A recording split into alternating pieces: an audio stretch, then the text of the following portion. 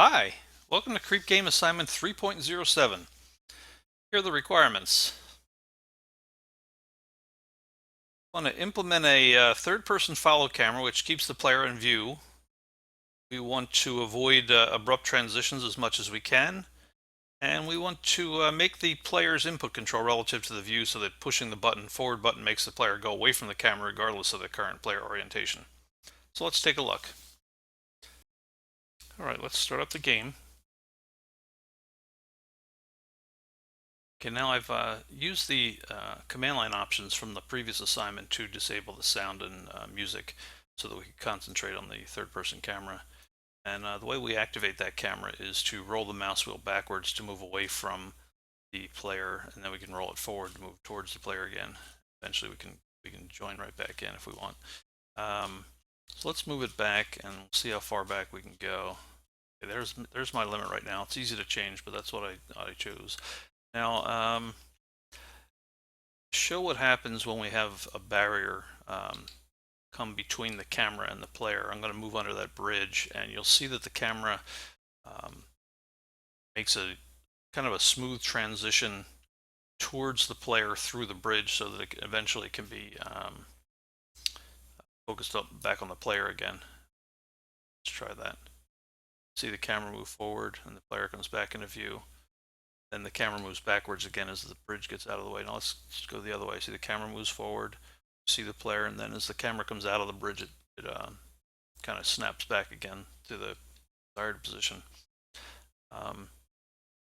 We could also put a wall in between us like this, and then just turn.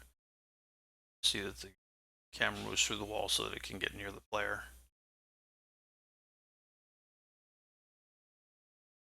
So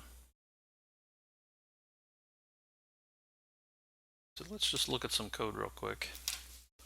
Here's the routine that determines, here's the code that determines whether or not the wall is in between us and we need to move the camera around a little bit. So let's look here. So basically here's where our camera Z is last, store the last frame in here, and our desired Z is here. So the first thing we do is we get a collision detector, and we find the distance to the wall in the direction towards the camera from the person. And if that distance is greater than our desired distance, in other words, our desired Z might want to be about 800 units behind the player. And if it says the wall is, say, only 400 units behind it, then this thing will kick in. We have to modify our desired Z. So our desired Z will basically be, okay, we want to be on the other side of the wall. So let's do that. And then there's a little factor here to keep the camera slowly out of the wall. So now we need to figure out our current Z value. And we start with our last Z. We decide what kind of a delta we've got between where we want to be and where we were last frame. And if the delta is pretty small, then we just go there, this frame. We just say, the heck with it, let's just move in. We're pretty close anyhow. But if the delta is a little bigger, then what we do is we break it up a little bit. Here's this this max time. This is basically a factor of how fast we want to transition in and outwards. So what we do is we break that delta Z up into packets.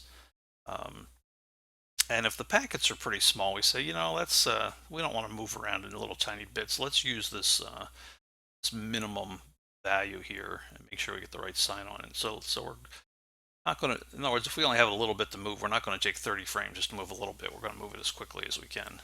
And so then I calculate my currency based on the previous one and change for this turn. And I make sure it isn't ahead of the player. In other words, it's not in front of them. And then I remember it for next frame, and then I adjust the position of the mouse. I'm sorry, of the camera based on that. So so that's the overview for my CreepGame Assignment 3.07. Thank you and goodbye.